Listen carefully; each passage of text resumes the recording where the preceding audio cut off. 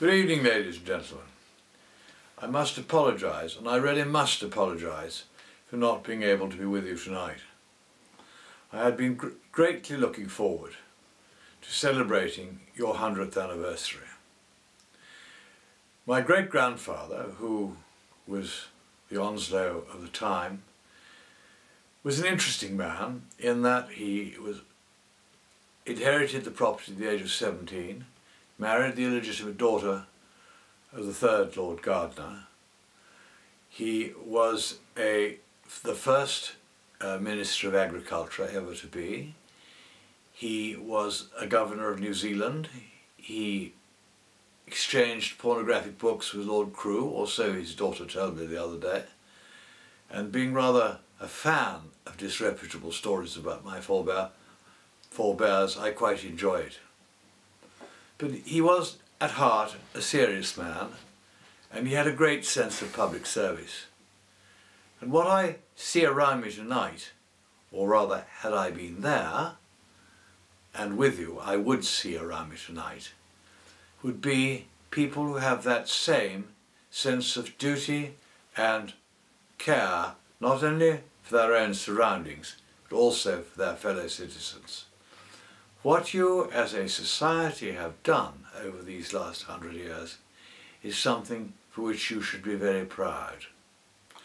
David Cameron's big society is not a new idea. It is something that we in this country have been doing certainly since the middle of the 19th century, and probably a long time before that. It makes me proud to think that, or to read rather, that once Reader's Digest did a survey of the most charitably minded towns in the world, and Guildford and Godalming were two of the first three, and frankly I can't remember where the second one was, but somewhere else.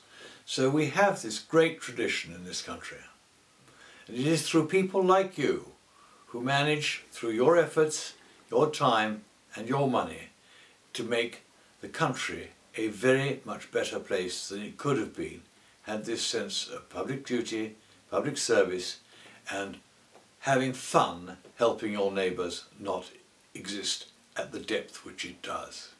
Yours is not the biggest of benefit societies, but then Burke talked of the little platoons, making society what it is.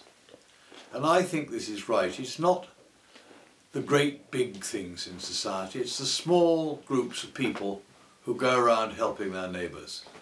Now you fulfil that and have fulfilled it for 100 years. And that's why it gives me so much pleasure to be president of your society.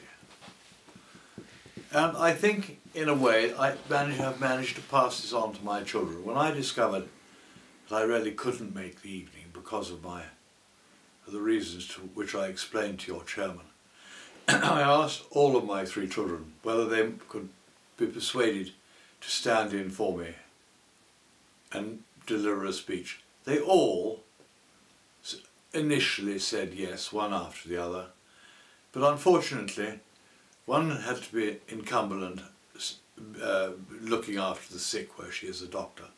The other had bought tickets for his wife to go to the theatre in Leicestershire, and the youngest has gone off to make a speech in Brussels on behalf of the non-government Quango, of which she is a very active and senior member. So they understood, as do I, as do you, the importance of what you're doing in the greater sphere of society as a whole. So thank you for allowing me to be your president.